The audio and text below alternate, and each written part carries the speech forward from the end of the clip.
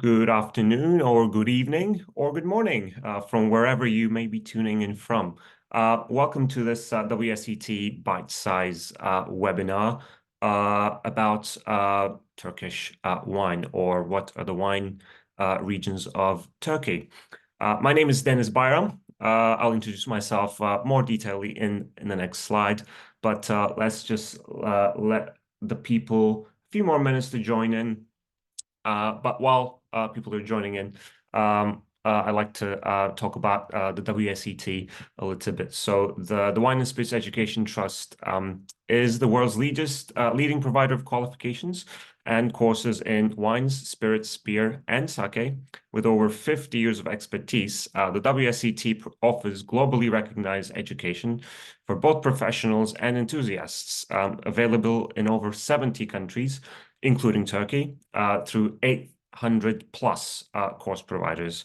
Note, please, that this webinar will be recorded and it will be available for you to watch on demand via the WSET Global Events Hub on YouTube. So if you happen to miss this webinar, do not worry. You can watch it at your own comfort later on. Okay, we got plenty of people. Do tell us where you're joining in from. So we already have, obviously, many people joining us from Turkey, Canada, Thailand. That's amazing. Very eclectic mix of attendees this evening. Brilliant. Well, hopefully you've got something Turkish in your wine glass to accompany. If not, you'll learn what to drink afterwards. After this webinar. So please post your questions, if possible, towards the end of the webinar in the Q&A box rather than the chat box. And at the end, we'll try to cover as many as I possibly can. So without further ado, let's start with what gives me any capacity to talk about Turkish wine? Well, simply, I am Turkish. I was born and raised in Istanbul, and I got into the wine trade, and I now work for the WSET School London. I teach all levels of qualifications, 1, 2, and 3, except diploma in wines. And I have worked in the wine trade internationally. Although I have not worked in the wine trade in Turkey exclusively, I've spent many times and long durations in my homeland working with wine. And I'm extremely passionate about Turkish wine. So hopefully tonight we'll be able to dig into some of the basics of what wine involves in Turkey, starting with the historical aspect of it, which is probably one of the most important bits, and ending with what is happening in Turkey today regarding wine production, as Turkey is becoming more and more of a popular country that many of are interested to hear more about, and we'll talk about why that is the reason. So let's talk about the very brief but illustrious history that I wanted to summarize to you about present-day Turkey. So today it is actually known and quite proven that the grapevine, the Eurasian grapevine, the species of grapes that we use to make wine widely today around the world, actually was first domesticated, taken into culture in northern Mesopotamia, which is corresponding to southeastern Turkey between the rivers of Tigris and Euphrates. And we think that the wine production followed shortly after, but it is quite possible that it could have taken a bit longer. But there are already, as many people would know, proof of such as in Georgia and Armenia, but the Eurasian grapevine seems to have been originated in southeast Turkey and spread around the world around 8000 BC. And around 2000 BC and between 1000 AD, we can actually say that the foundations of Western wine culture that we are all very much familiar today were actually laid in present-day Turkey, which its name is geographical name is Anatolia, which I'll refer to for the rest of the seminar as well. And Assyrians located in northern Mesopotamia and the Hittites in Anatolia actually together more or less developed the earliest wine laws and regulations, meaning Assyrians, in fact, developed the blueprints of what we use today for protected designation of origin, so wine appellations. And they developed this in the 6th century BC. So really, when we think about the origins of wine, that's such a fundamental part. And there's also another theory that the word wine could possibly originate from the Hittite word for wine, which is wiana, which does sound quite familiar, as we can guess. And after that, ancient Greeks and early Christians in Anatolia further cemented the wine culture. And when you go to Turkey today and visit some of these ancient ruins in the western part of Turkey, or the central part of Turkey in places such as Cappadocia, which we'll focus on a bit more in the next few minutes, you can certainly see the evidence of how viticulture was embraced by ancient Greeks and early Christians at that time. And that is being followed by the more or less the Turkish rule of Anatolia that started in 1071.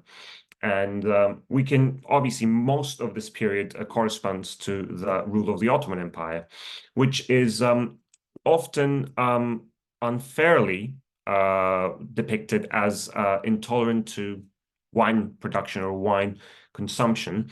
But in reality, it's a really complex period of fragmentation, stagnation, and tolerance, because the Ottoman Empire, even though with occasional but futile prohibitions of alcoholic beverages, continued production and exports of wine, contrary to popular belief. And in fact, the Ottoman tolerance really relied on the wine's potential for trade and the taxation of the Christian minorities that were producing it. In fact, really, taxation records show from 16th century that some wine thriving regions such as Smyrna, modern-day Izmir, and a monastir in North Macedonia today were thriving from wine trade, and there were around 600 tavernas recorded in Istanbul during the same time. So wine was more or less very much present during the Ottoman times. And even the Ottoman sultans used to use it as a element of diplomacy, sending barrels of fine wine to European courts for diplomacy. Towards the latter part of the Ottoman rule in the late 19th century, the Ottoman Westernization reform started happening, which also included wine and alcoholic beverage production. This is when we see actually first large-scale commercial beer breweries, distilleries, and even wineries being formed in the Ottoman Empire. And also many French varietals, grape varietals were brought from France during this time, given the French culture was very prominent in the late 19th century in the Ottoman Empire. And phylloxera, which I'm sure most of you is familiar with, ended up becoming a blessing for the Ottoman Empire, because this might, while destroying pretty much the entire grape vine vineyards, in fact, of Europe, particularly France, took some time to reach Turkey. So actually, Turkey, along with northern African countries and Lebanon, started supplying vast amounts of wine to France when it was unable to produce itself during this period. And obviously, phylloxera did end up in Turkey in the early 20th century, but until then, it became one of the most prominent suppliers of wine to Europe.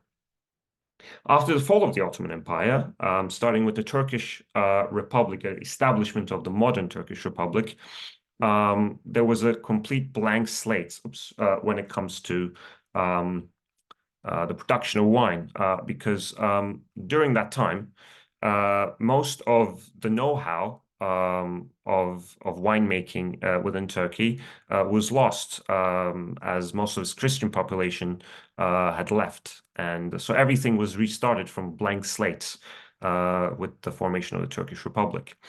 That's why when we talk about Turkish wine today, there's an absence of intergenerational wine estates or producers, as one can see in France and Italy, where they boast about fifth, sixth, or seventh generation.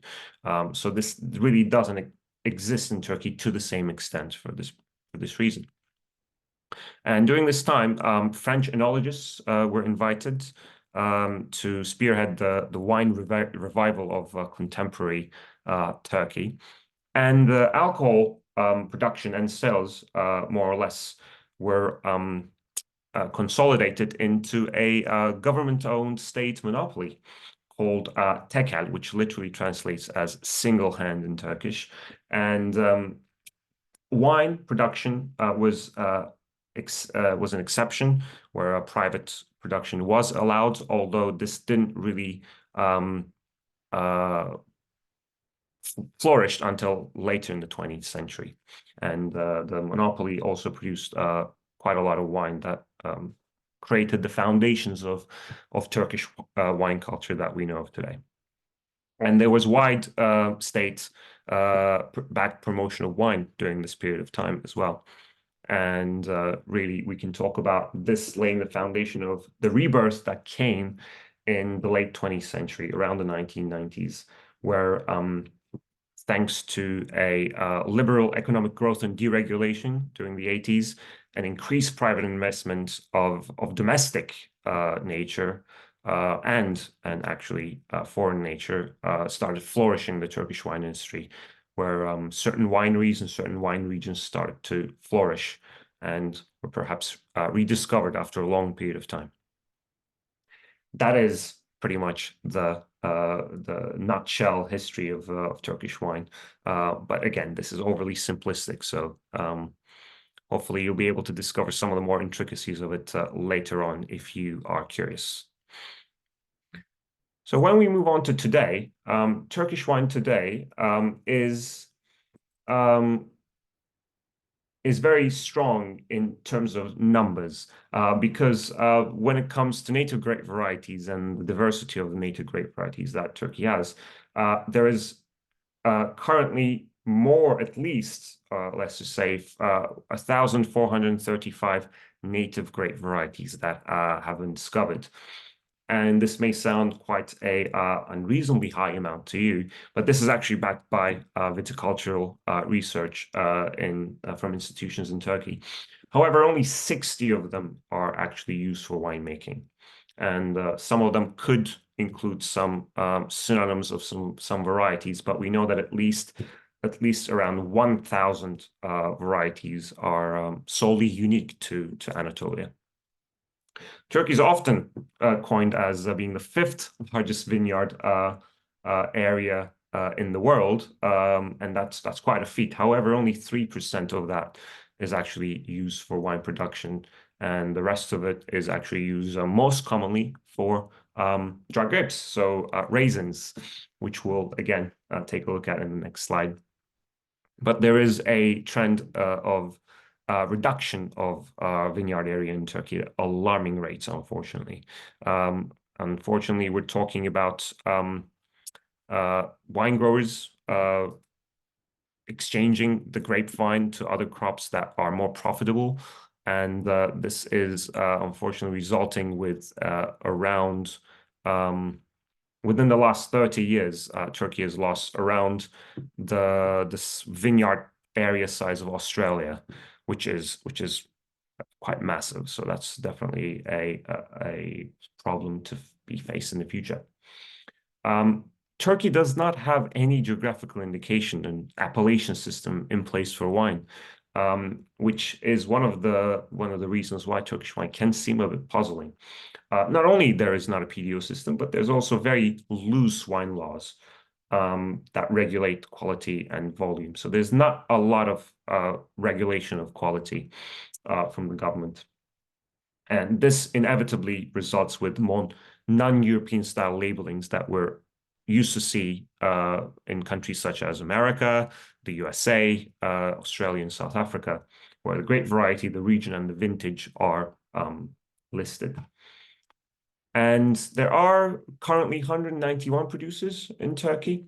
And of all the wine that's being produced, only about 5% of it is exported.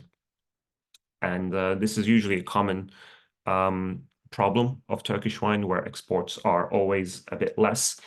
But there are some twists into this fact, because actually in varying levels, a lot of wine is actually being consumed in Turkey, but not all the time by Turks themselves, but it is actually being consumed within Turkey. And a couple of more facts about Turkey is that around only 20% of Turks actually drink in the first place. So that's one of the reasons why Turkey is not really associated to be a wine region, albeit it really is actually the birthplace of the grapevine, as we know. And that may seem low to you, but that is actually equivalent to the entire population of Istanbul.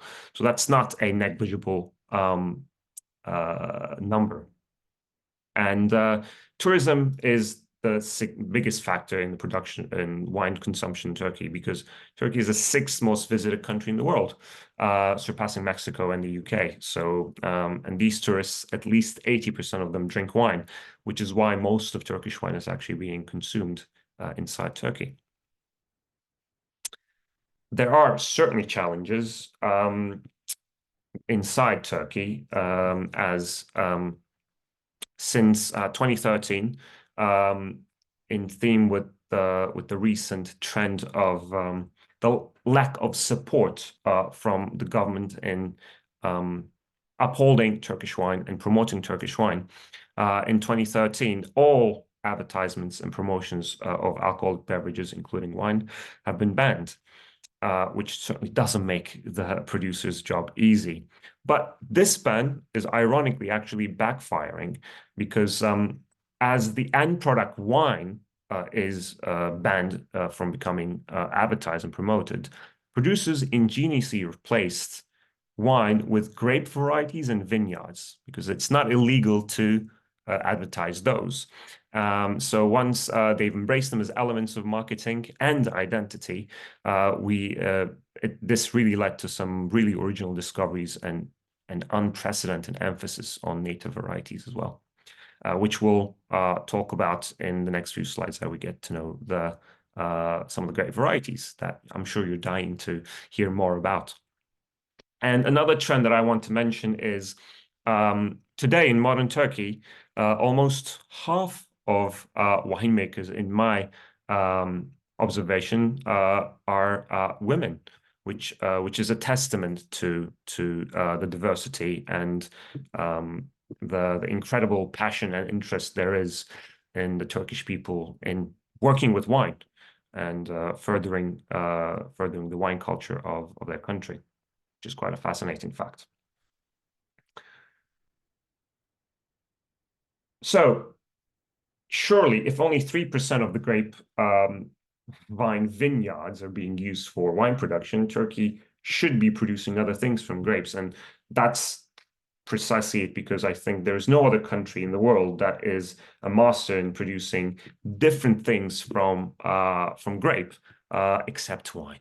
Although wine is being produced, Turks are known for cross-utilizing grapes for different products, which is quite interesting. So the most common one is raisins. Turkey is by far the largest producers of raisins in the world, and it's used in the cuisine of Turkey very widely. And grape molasses, again, is another big production that we have in Turkey. Great for preserving the grape into the winter traditionally. Another way of doing that is by creating these grape molasses coated walnut sweets, which we call walnut sausages. Another one is just, again, grape-based sweets that we produce in certain regions in Turkey. Actually, most of grapes destined for alcohol production are not destined for wine, but they're destined for the Turkish spirits, the grape spirits called rakı, notoriously and signature aspect of it being flavored with aniseed. And probably the most famous one being stuffed vine leaves. Most of vineyards in Turkey, almost some of them actually, we'll talk again in the later grape varieties we'll discuss, are prized for their tender leaves. And this is a staple of Turkish cuisine, the stuffed vine leaf, the dolma. So many of them are actually used for dolmas as well. And this is precisely the reason why the grapevine endured and survived in this incredibly shaky history of Turkey.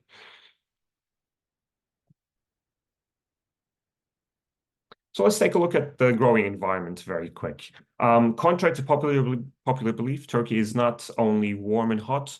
In fact, Turkey has very diverse climates, moderate and warm, bordering into quite hot in some parts.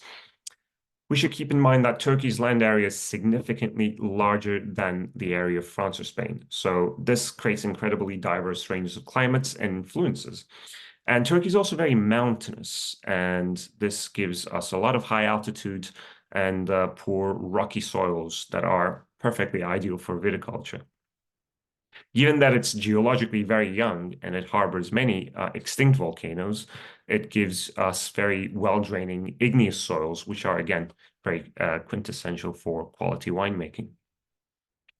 We have coastal to high-altitude vineyards, some of them going up to 700 meters, which is quite high, which do give quite a bit of a influence, moderation influence from the warm temperatures that Turkey does get in the summertime. And the continental aspect of the climate is also very important. This photo that you're seeing is, in fact, from Turkey. It is actually from a region near Istanbul. And yes, Turkey does get snow in the winter. And in fact, this is not the worst that Turkey gets in its wine regions. You can get even more snow. This is just a proof of that harsh continentality that gives you harsh winters sometimes, as well as very harsh warm summers. Drought, unfortunately, is becoming a chronically severe problem in Turkey over the last decade. This is definitely something that producers are battling with through increased irrigation. But again, since water resources are becoming scarce, this is also becoming quite difficult. So generally conducive, very conducive, but certainly can be challenging from year to year. Let's take a look at some of the white grape varieties, the principal white grape varieties of Turkey. Now, Turkey has an impossibly long list of indigenous varieties that we simply cannot cover in this webinar. So I'm sure many of you have your favorites, and there certainly probably are my favorites as well. But we're going to focus on really the mainstays that we see in Turkish wine today. And starting with the charming literal way of naming grape varieties in Turkish language, because everything really does make sense when we name our grape varieties in Turkey, or at least they have a story. The first one is the Sultaniye, which is in fact the Sultana grape, also known as Thompson seedless. In fact, is actually indigenous to Anatolia. This is, as you can imagine, is the variety used for raisins, as well as table grapes, because they are very, very low in acidity and actually quite neutral, so they're not very aromatic at all. They can make wine, although they are oftentimes used for blending components together with the other varieties that you see on the screen. And yeah, it is a mainstay in the region of Western Turkey, especially in the town of Manisa. Narince, on the other hand, is a beautifully named variety because it literally means gently in Turkish, because it makes gentle wines. Sometimes quite familiar to Chardonnay, although a little bit more aromatic than Chardonnay. It can make very different wines in very different climates, so it has a lot of expression, which is great to see in a diverse climate like Turkey. And we can oftentimes see it's made with a bit of oak barrel influence or without oak barrel influence. And it's definitely an exciting variety to talk about when you can get it from different regions within Turkey. It will give you very lovely and diverse examples. Emir, on the other hand, is a variety closely associated with Cappadocia, which is the touristic mainstay of Turkey in central Turkey. And Emir means ruler in Turkish. And Emir really is again, a neutral variety, but very more neutral than Narince in very high acidity, makes these wines that are very mineral driven. And when it's really good, it can certainly age and even benefit from a little bit of bottle aging. And these wines are sort of Turkey's answer to Chablis in a way. And then Muscat is actually Muscat Blanc Petit Grain that we all are familiar with, which again actually seems to come from Turkey before it went further west in the Mediterranean to Greece and the Mediterranean islands. And here, Muscat plantings are reducing, even though it's a very aromatic grape variety, as we all know Muscat is. It makes these mostly semi-dry or semi-sweet styles of wines that are quite favorable by the Turkish wine consumers. Special ones to note for me. First one is Semillon. Semillon in Turkey has been around for a really long time. This is when, towards the beginning of the Turkish Republic, many of the French varietals were brought in and Semillon came during that time. So today we can find really old vines of Semillon making incredible wines, especially in the region of Thrace near Istanbul. So that's something that I would say to keep an eye out. Yapıncak and Sıdalan are two varieties again from the Thrace area and slightly further south. Definitely to look out for. And obviously, we also find Chardonnay Sauvignon Blanc, as we do everywhere else in the world, making some quite decent examples as well. Grape varieties that are black are more, I would say, familiar in the Turkish wine realm, because Turkey makes more red wine than white wine because of the climatic suitability. The first one I would say is Kalecik Karası, which literally means black of Kalecik. We will see Karası being mentioned a lot in Turkish wine grapes because it literally means black of. And Kalecik is the small township that is outside of Ankara, the capital, where this grape variety comes from. It is Turkey's answer to a light-bodied red wine grape variety. So many people say it is somewhere in between a Pinot Noir and a Gamay, and I certainly can agree that it can make really beautiful, easy-drinking, low-tannin, red fruit-forward wines like Gamay. But when it's made from really high-quality grapes and made well, it also has the potentials to make really fine wines with quite a lot of complexity that are more akin to like a Pinot Noir from Burgundy. So one great variety to definitely keep an eye out for if you want to introduce yourself to Turkish red wines. That's the best place to start. And then we have Öküzgözü, one of the most difficult to pronounce names for non-Turkish speakers. It actually means bullseye, and you can tell that by that photo because it has really big pulp berries that resemble bullseyes, and that actually gives you quite a lot of soft character in the wine. So Öküzgözü is known for its high acidity, but also for its sort of softer tannins, sort of soft to medium tannins. And it's really crunchy red fruit characteristics, making these really attractive wines.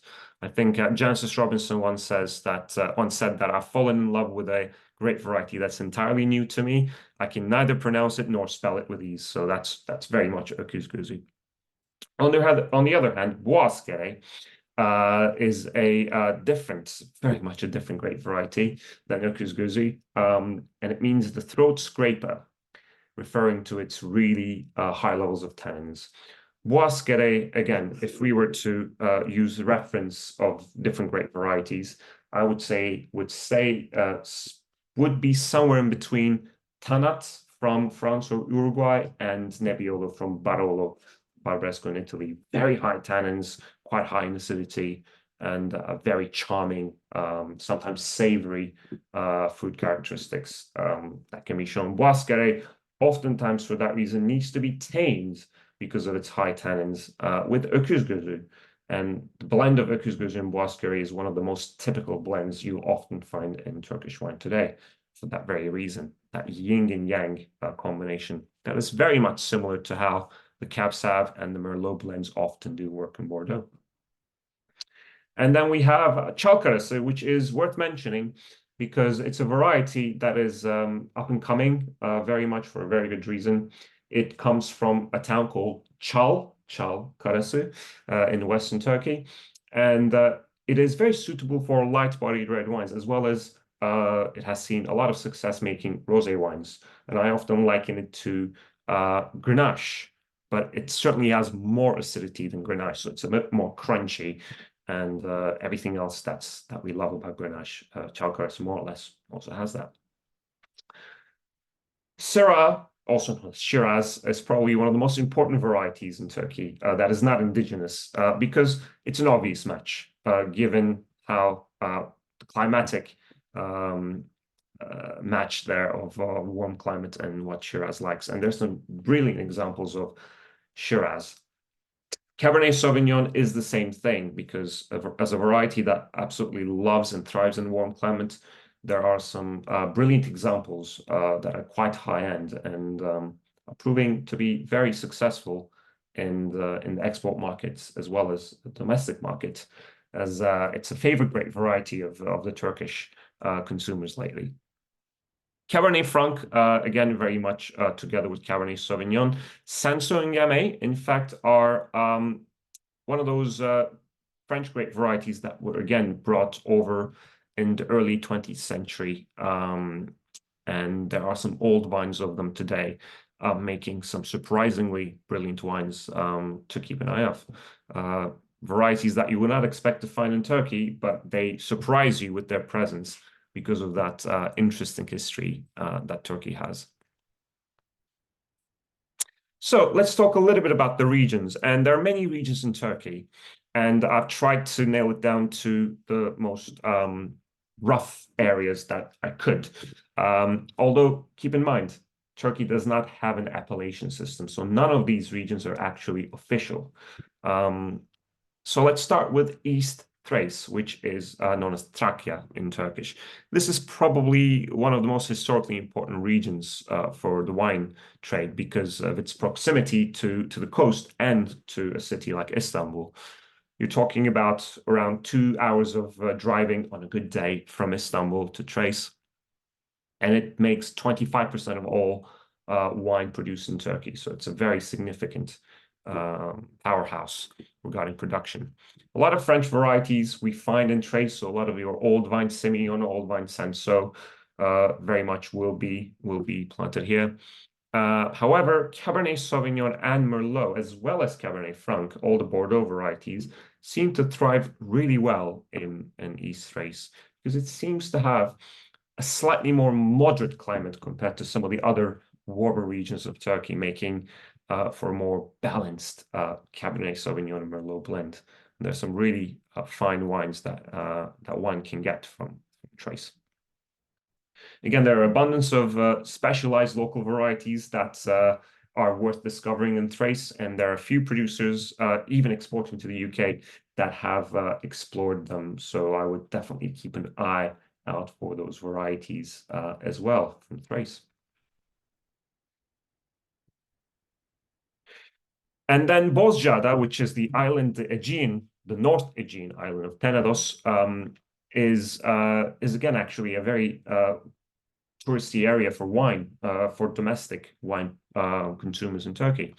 It is a half an hour ferry ride away, and it's literally just across the ancient city of Troy on the western coast. And this is the island that seen the first boutique winery boom of Turkey a couple of decades ago. And we have quite a few producers here aiming for high production. And again, in every region in Turkey, there's been a local resurgence and rediscovery of old varietals, indigenous varietals that had been neglected. And Bozcaada is no exception here. So finding varieties such as Çavuş or Vasilaki are names definitely to look out for when you're looking for Bozcaada wines are very promising and making these very balanced wines with surprisingly high levels of acidity that are very, very charming. But it's a very windy island, notorious for its wind, which is its main cooling influence, enabling it not becoming way too hot. And it's a beautiful, beautiful trip to take if you can. It's definitely worth taking the ferry and going for wine tasting in Bozcaada. And then Western Turkey. Western Turkey produces over half of entire Turkey's wine production. So really, this is the main engine of wine in Turkey. And there are many sub-regions within Western Turkey, but given the conducive climates and the conducive topography, and there are many volcanoes here in the Aegean as well, in the Western Turkey, it is very collectively conducive to wine growing. Urla, which is one of the sub-regions, is perhaps the most famous recently. And there's a reason, because the Urla region really did really well with marketing itself as a wine region. Today, there are several Michelin-starred restaurants in Urla as well, as of recently. So it is probably the most wine-friendly tourism destination. It's also quite an old wine region, dating back to ancient Greek times. And it is ideal for many different grape varieties. In fact, some of the varieties that we've touched on, like Kalecik karası, which comes from central Turkey, were imported to Western Turkey. And there are quite a few good examples of them being made here. But in terms of indigenous varieties, we have varieties, again, that are local to here, that are important to discover, to keep an eye of. But you can find some very balanced, well-made international examples of Bordeaux varietals as well. Western Turkey is very, very big. And one of the other sub-regions is called Çal, which is where Çal karası comes from. And that's an area to keep an eye out for great light red wines from Çal karası, and particularly rosé wines. So the next time you're vacationing in Turkey, I would urge you to seek out a Çal karası rosé on the wine list, and it certainly will not disappoint you. And yeah, there's a lot to say about Western Turkey, but it is quite massive. And then Central Anatolia. This is, again, a very massive region. So we're talking about Ankara, where Kalecik is, and we have these varieties, these wines that are being produced very, very light, charming, sometimes quite complex. And in Cappadocia, which is quite far distance away from Ankara, we see an entirely different wine culture. And this photo is actually from the larger wine region of Cappadocia. You can't see the stereotypical fairy chimneys of tufo soil that comes to mind when you think of Turkey with the hot air balloons. But it does have a very old wine history dating back millennia again. And we find a treasure trove of different local varieties, the principal one being Emir. And then when we go to Tokat, which is actually closer to the Black Sea region, but further inland, so it doesn't get really insanely high levels of rainfall as the Black Sea region would. It is home to the grape of Narince. And actually, Tokat itself does not have a PDO for wine for Narince, as as we discussed, but it actually has a PDO for narinje vine leaf for making stuffed vine leaves, which is a fun fact to keep in mind. And sometimes producers have to prioritize the grapes over the vine leaves to make great quality wine. Yeah, so stuffed vine leaves together with a good bottle of narinje is the next pairing you probably should be trying because it's quite natural. Finally, Eastern Anatolia. Now, Eastern Anatolia is now we're actually getting close to where the grapevine itself originates from. These are very, very historic lands and very rugged lands, in fact, as well. There are vineyards that are as high as 1700 meters above sea level, and very arid, very dry, high snowfall in the winter, very warm summers. And we're talking about three different areas that are very important to talk about, and the typical areas, the city of Elazığ, the city of Diyarbakır, and the city of Mardin, the latter two being very, very close to the borders of Syria and Iraq, where we can really talk about northern Mesopotamia and the cradle of wine. And Elazığ is the home place of the grape variety Öküzgözü, whereas Diyarbakır is the home place of the variety Boğazkere. And they're often blended between the Elazığ Öküzgözü and the Diyarbakır Boğazkere to create a balance between those two polar opposite grapes that really do make a really classic and immaculate blend, red blend in Turkey.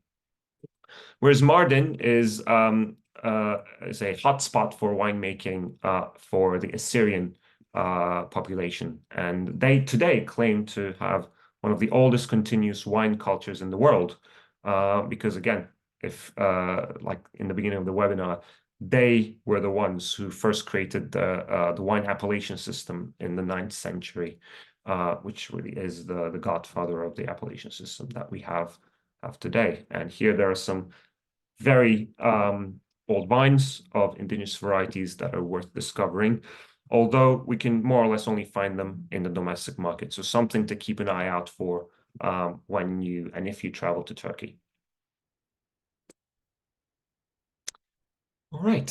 So that was a lot to cover within a period of half hour, and it's impossible to cover everything about Turkey, obviously. And I'm sure you have many questions about what we just discussed here. So I will now take a look at the Q&A box and see what we can take a look at.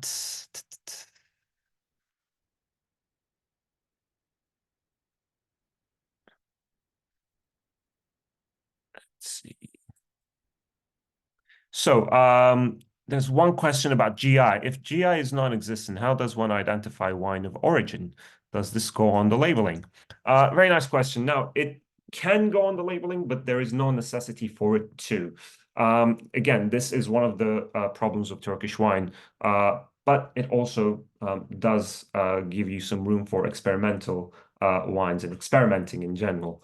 I believe this is one of the reasons why Turkish wine is or sometimes can struggle to penetrate some of the export markets. And I think the key really lies here in Turkey as a country adopting some form of an appellation system to make it much more accessible. Tammy asked, where can we get Turkish wine outside of Turkey? Well, it would depend on the country you are. In the UK, there are several importers that import Turkish wine. I believe Wine Society, they do import Turkish wine, so that's somewhere worth checking. But there are many more merchants. Simple Google search will give you quite a few merchants. If you have any requests, if you want any recommendations from me, feel free to ping me a message or on Instagram or LinkedIn, and I'll be happy to give you some recommendations. And I believe